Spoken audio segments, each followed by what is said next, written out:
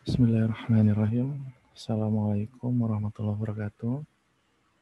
Baik, kita masuk ke mata kuliah kimia medisinal. Temanya masih hubungan struktur dan aktivitas. Untuk subtema kali ini kita akan membahas mengenai teori-teori, yaitu teori antara interaksi antara obat dengan reseptor. Oke, baik, ini garis besar yang akan kita bahas pada video kali ini. Ya, jadi ada berbagai macam teori mengenai interaksi obat dan reseptor. Ini teman-teman bisa lihat ada teori klasik, teori pendudukan, teori kecepatan, teori kesesuaian terimbas, teori gangguan makromolekul, teori pendudukan aktivasi, konsep Fourier kedua, dan teori mekanisme dan farmakofor. Oke, baik, sebelum kita masuk ke teori-teori ini, ada sedikit pengantar. Jadi, silakan dilihat gambarnya yang sisi kanan atas dulu ya, kita mulai dari adik yang sedang sakit ini.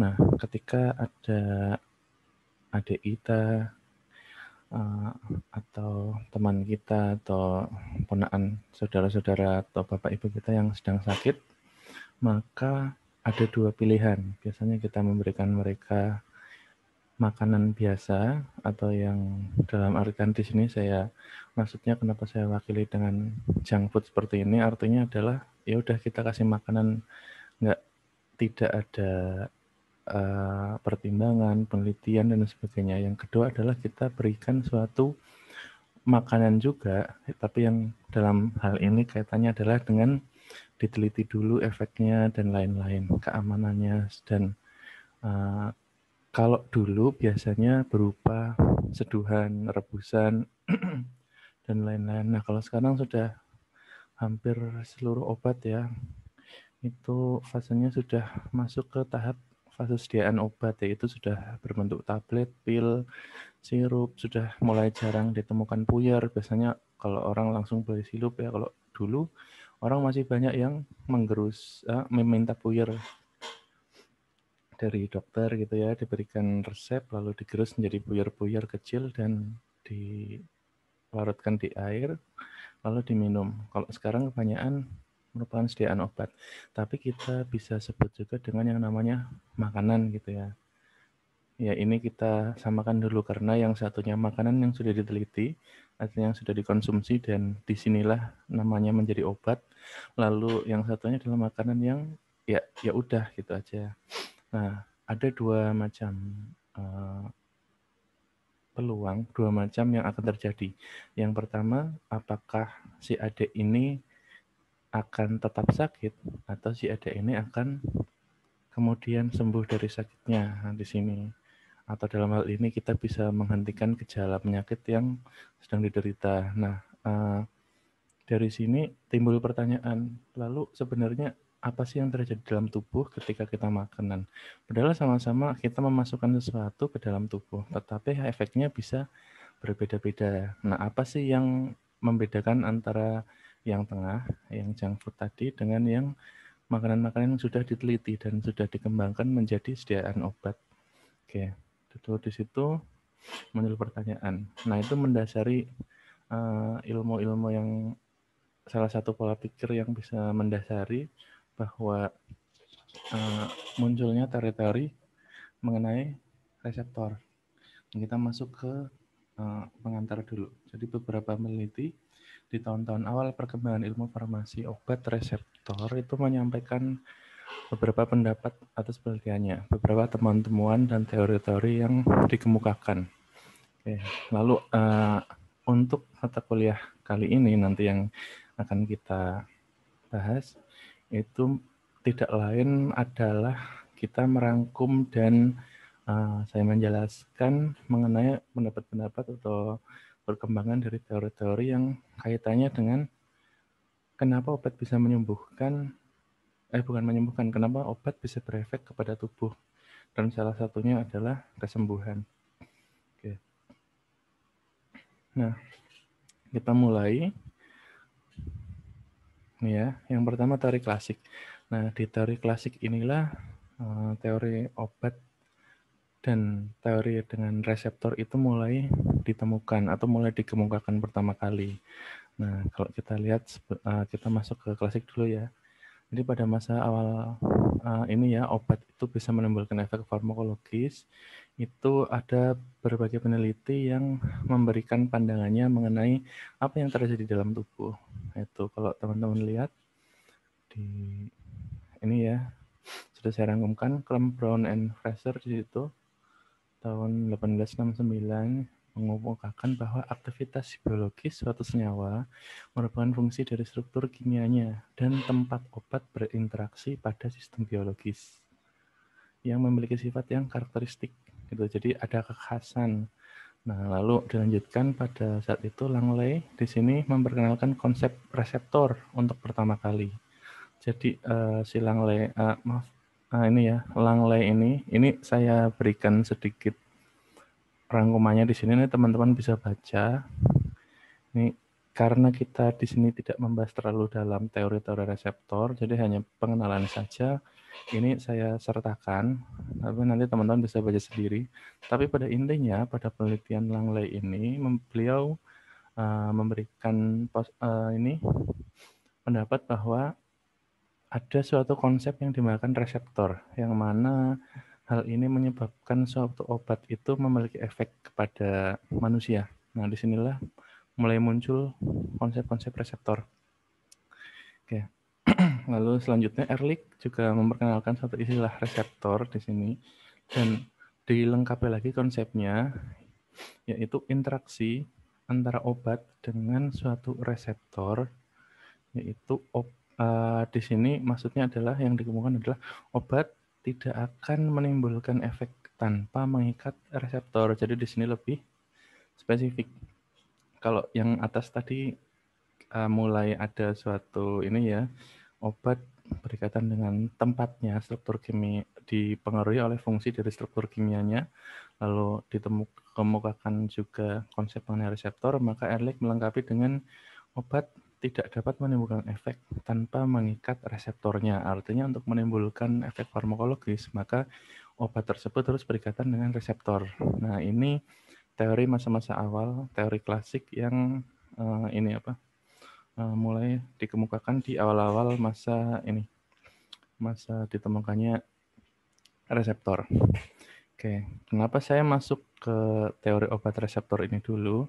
Karena kita akan kembali lagi ke belakang. Jadi kenapa kita membahas teori-teori? Karena di sini yang kita jumpai sekarang, kita jumpai farmakologi, lalu ilmu-ilmu dasar lain itu sebetulnya belum lama ditemukan. Jadi kalau teman-teman kenal dengan ini apa ya? Contohnya apoptosis ya, program cell death itu kematian sel yang terprogram, lalu ada yang namanya di sini nanti ada ya malaria, penanganan penyakit malaria, lalu dan lain-lain itu sebenarnya dulu orang-orang tidak tahu, bahkan zaman dulu pun waktu wabah flu pertama kali menyerang, yang Black Death dan lain-lain itu, pandemi yang di awal-awal itu, sebenarnya hanya flu biasa atau dulu misalkan cacar, sebelum ditemukan vaksin, sebetulnya itu adalah hal yang mematikan. Akan tetapi ketika kita sudah tahu, kita sudah temukan caranya, kita sudah bisa mengetahui treatment yang baik seperti apa, ditemukanlah vaksinasi, imunisasi dan lain-lain itu sudah nggak menjadi hal yang dalam tanda kutip mengerikan gitu ya, karena kita sudah bisa dan sudah terbiasa. Oleh karena itu sebetulnya memang belum lama ditemukannya ya, masih hitungan ratusan tahun gitu lah ya. Ada yang bahkan baru puluhan tahun mekanisme itu diperjelas gitu. Oleh karena itu akan saya berikan dulu sedikit gambaran. Jadi teori-teori awal tadi itu kayak teori atom. Kalau teman-teman pertama kali masuk farmasi atau di SMA ya, itu kan ada teori atom. Teori atom Bohr yang bagaimana beliau menjelaskan apa itu atom gitu ya, lalu Rutherford dan lain-lain itu itu merupakan teori-teori yang dikemukakan oleh para ahli. Nah, di sini juga contohnya ya, nih, discoveries of mekanisme dari autofagi. Itu autofagi itu apa? Ya kan, silakan coba dicek. Itu tahun 2016 ya, baru kemarin ini, belum 5 tahun lah ya. Iya 5 tahun kemarin. Nih, discoveries ya.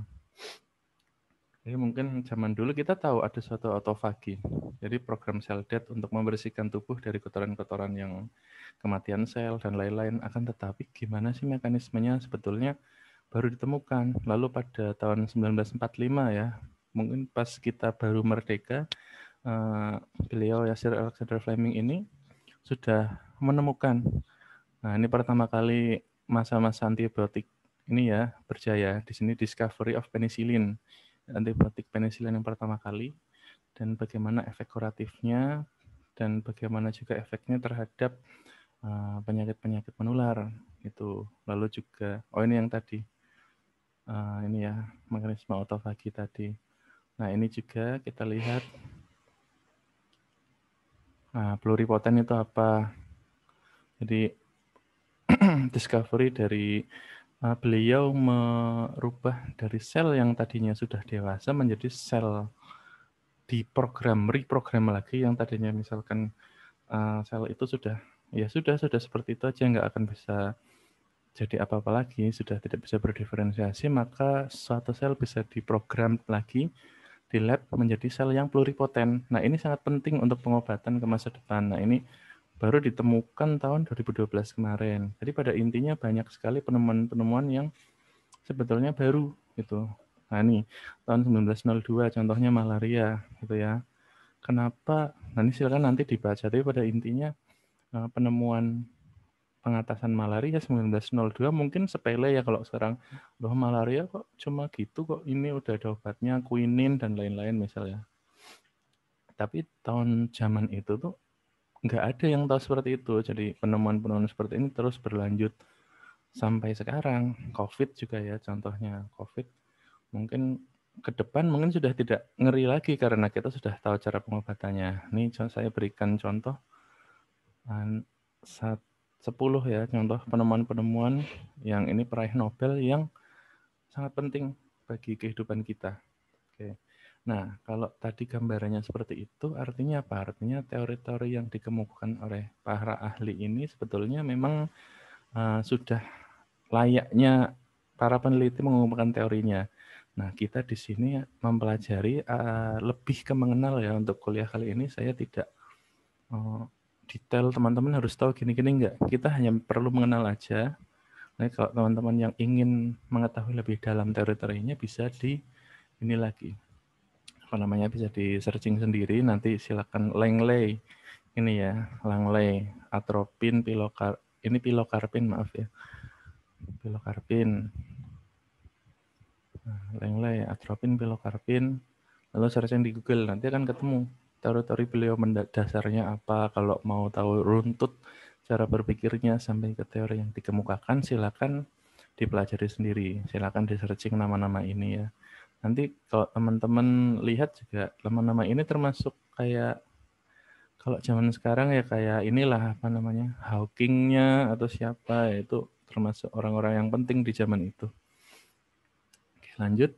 Jadi teori klasik tadi ya pertama kali dikemukakan, yaitu kalau ilustrasinya adalah suatu obat harus ini obat dan reseptor di sini ya, maka harus bergabung dulu menjadi kompleks obat dan reseptor sehingga dapat menimbulkan efek. Nah, ada kecenderungan dia bergabung tetapi juga kembali memisah.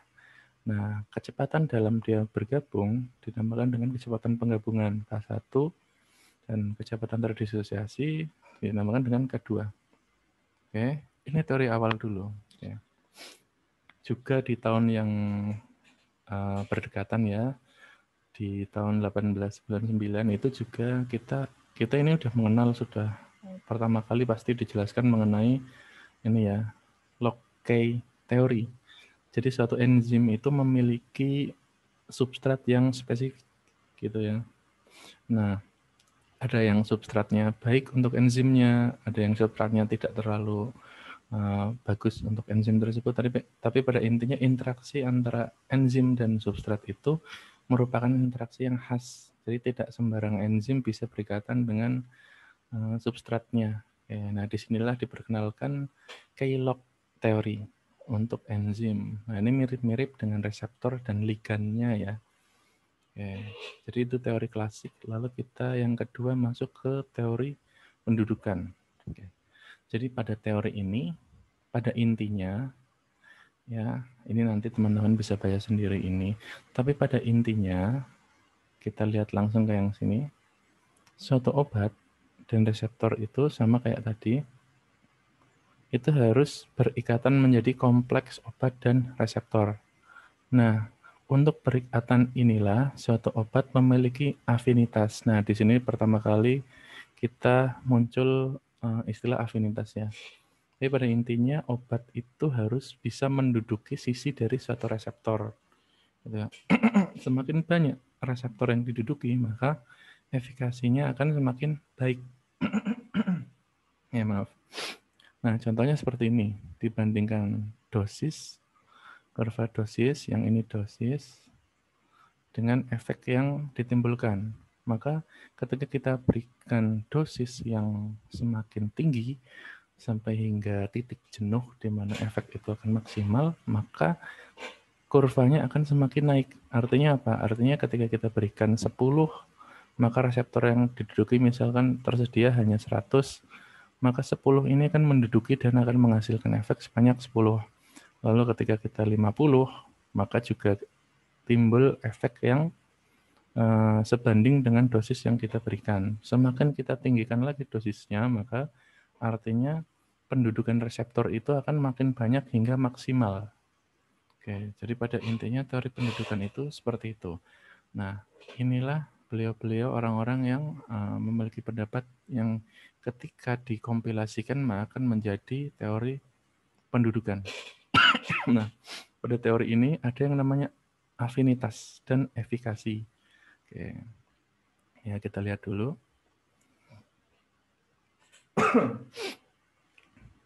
Jadi afinitas, kalau teman-teman ya ini sudah tahu lah ya, adalah ukuran kemampuan dari suatu obat untuk berikatan dengan reseptornya. Ini afinitas. Lihat ya. Lalu efikasi yaitu ukuran kemampuan untuk memulai timbulnya respon. Jadi di sini kita punya dua macam parameter. Yang pertama, obat itu afinitasnya bagus, lalu efeknya akan bagus. Ya, tapi efek seperti apa belum selesai sampai di situ ya. Jadi kalau afinitasnya bagus, stop artinya mudah membentuk kompleks. Lalu ada juga pengaruh efikasi. Nah, pengaruhnya apa? Pengaruhnya kalau afinitas sudah bagus, maka akan terjadi dua macam efek. Yang pertama akan terjadi respon, yang kedua tidak terjadi respon. Artinya tidak ada respon ya. Nah, dinamakan kalau yang terjadi respon adalah suatu agonis, kalau tidak terjadi respon namanya antagonis. Nah, kita kuantifikasi kalau suatu agonis itu efikasinya adalah 1. Kalau suatu antagonis efikasinya adalah 0 karena tidak timbul suatu respon. Ada lagi yang muncul kalau efeknya lemah bagaimana? Namanya agonis parsial. Ya, agonis parsial sama yaitu berikatan pada sisi reseptor yang sama, namun respon biologisnya lebih kecil dibanding respon dari agonis yang tadi utamanya. Jadi kalau kita rangkum, suatu agonis di teori ini adalah afinitasnya tinggi, akan tetapi efikasinya juga tinggi, yaitu 1. Lalu jika antagonis, efikasinya adalah 0. Nah, agonis parsial itu seperti apa? Sama, jadi semua afinitasnya tinggi, akan tetapi kalau agonis parsial, efikasinya itu kisaran antara 0 sampai 1. Jadi di antara antagonis dan di antara efek dari agonis. Oke, ini sedikit ilustrasi. Jadi pada intinya agonis dan antagonis itu seperti apa? Ya seperti kanan ini ya. Kalau ini yang ligan aslinya, substansi normalnya. Kalau agonis dia berikatan di sisi yang sama dan menduduki reseptor. Si antagonis ini juga dia menduduki reseptor, akan tetapi tidak timbul respon. Nih ya, sama-sama menduduki reseptor. Nah, salah satu pengaruhnya, penyebabnya adalah karena dia menghalangi senyawa yang tadinya menimbulkan respon ini, senyawa normal tubuh untuk berikatan dengan reseptornya. Nah, disinilah dikemukakan teori pendudukan. Oke, ini juga sama ya. Occupation, pendudukannya disebabkan oleh afinitas terhadap reseptor, lalu aktivasinya baik atau tidaknya disebabkan oleh diukur dengan efikasinya, gitu ya. Bisa menurunkan respon, atau yang kedua respon tidak maksimal, ini ya, atau yang ketiga tidak terjadi respon. Oke, baik. Kita cepat, nanti rangkuman ada di belakang ya pada intinya. Lalu yang ketiga, teori kecepatan. Nah, ini hubungannya dengan kecepatan dari interaksi antara obat dengan reseptor. Kalau tadi yang kedua, pendudukan, semakin banyak reseptor yang diduduki oleh obat, maka efeknya akan semakin bagus. Kalau kecepatan, semakin cepat ikatan antara obat dengan reseptor itu efeknya akan semakin bagus. Di sini kalau teman-teman lihat, efek biologis dari obat setara dengan kecepatan ikatan obat reseptor dan bukan dari jumlah reseptor yang diduduki oleh obat. Sekali lagi ini teori ya, karena teori tidak ada yang full sempurna. Zaman dulu saling melengkapi. Nah, pada teori ini, nah ini nanti teman-teman bisa baca sendiri, tapi pada intinya saya jelaskan konsepnya saja, nanti pengembangannya bisa baca-baca sendiri ini. Jadi sama ya, obat dan reseptor itu bisa berikatan dengan kompleks. Maaf, bisa berikatan antara obat dengan reseptor dan menimbulkan atau membentuk suatu kompleks obat dan reseptor. Oke ya. Nah, untuk menjadi kompleks ini, obat dan reseptor harus terasosiasi. Oke, disinilah terjadi asosiasi. Nah, selanjutnya kemudian akan terjadi proses lanjutan yang namanya disosiasi, yaitu obat kompleks obat reseptor kembali terlepas menjadi sendiri-sendiri gitu ya. Sehingga setelah lepasnya kompleks ini timbullah respon biologis gitu.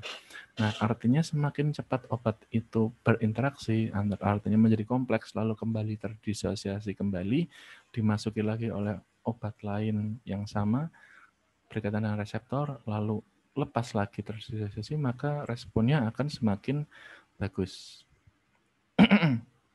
Ya.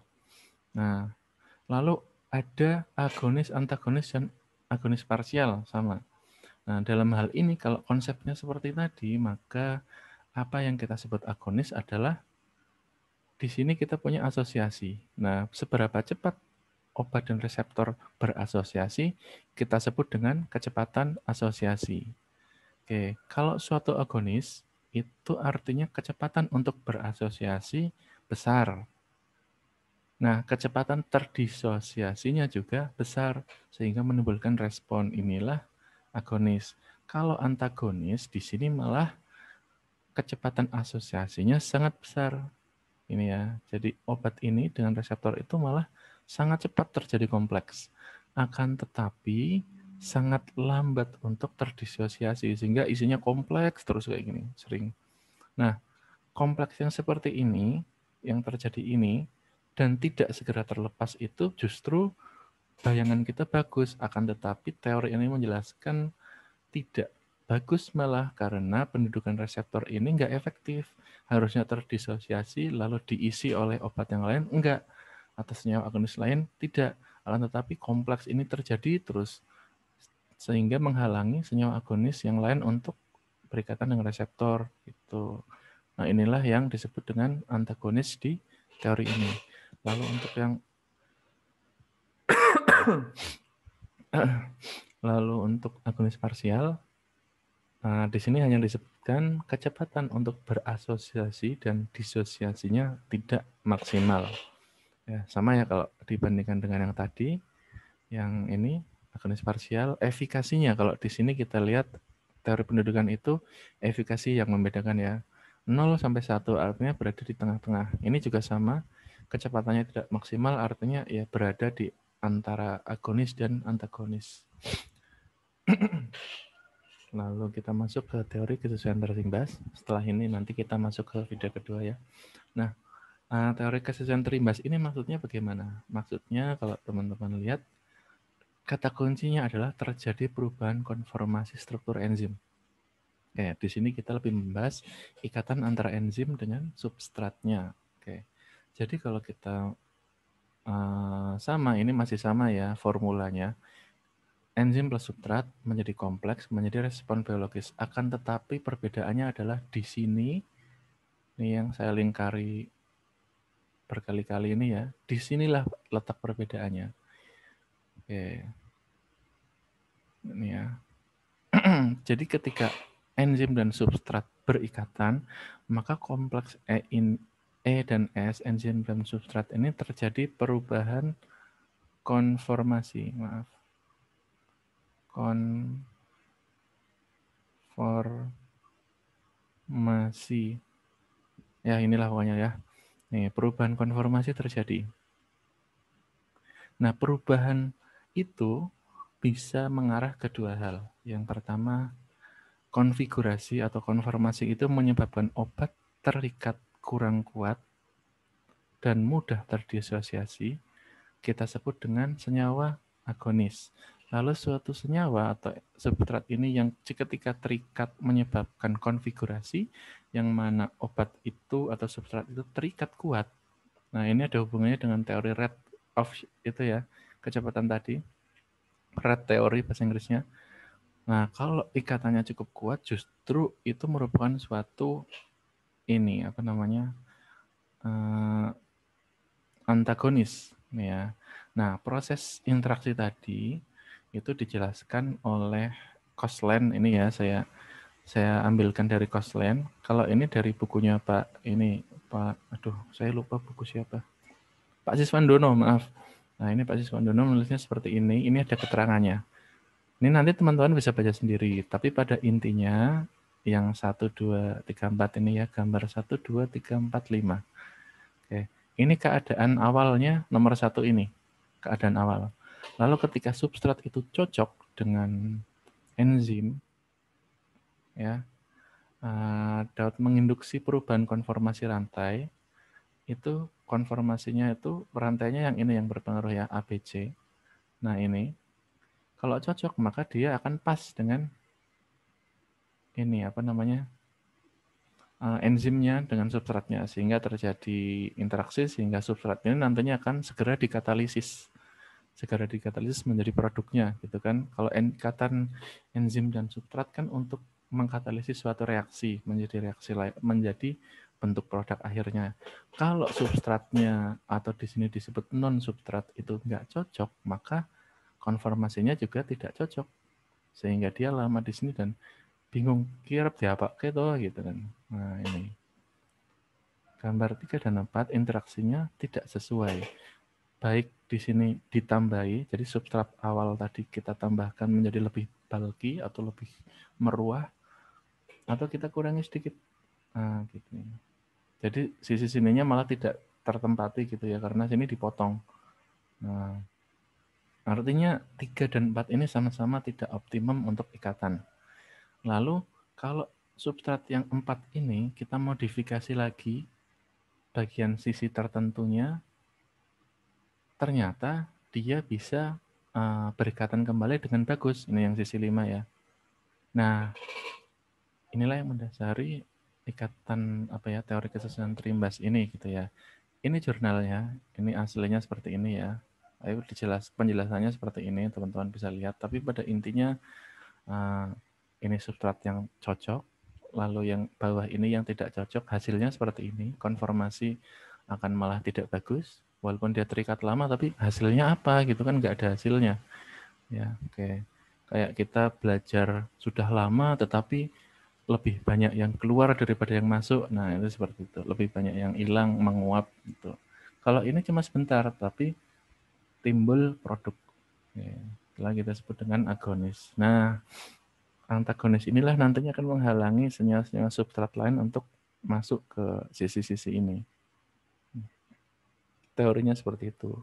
Nah, penjelasannya yang kelima ini di jurnal adalah seperti ini. Ya, jadi pada awalnya nih ya, nanti dibaca sendiri, tapi pada intinya molekul awalnya substratnya adalah yang putih ini, reseptor yang ditempati adalah yang hitam. Ya, ini molekulnya, ini reseptornya yang ini. Nah, pada saat kita masukkan atau interaksi antara reseptor dan substratnya ternyata tidak optimal, akan tetapi kita tambahkan atau kita modifikasi agar terjadi penambahan di sisi ini dari suatu substrat. Nah, disinilah muncul efek sehingga enzim itu bisa bekerja pada substrat ini.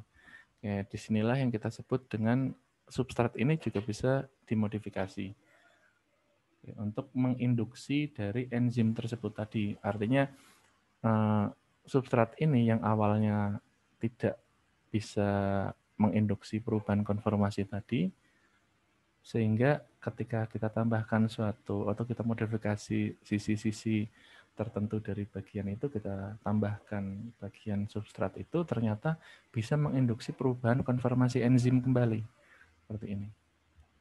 Ya, jadi disinilah beliau berkesimpulan bahwa terjadi suatu interaksi antara substrat dengan enzim tersebut. Artinya ketika kita tambahkan substrat yang tidak sesuai, maka tidak terjadi perubahan konformasi dari enzim. Akan tetapi ketika kita, ini nanti teman-teman bisa baca inilah, baca sendiri ya.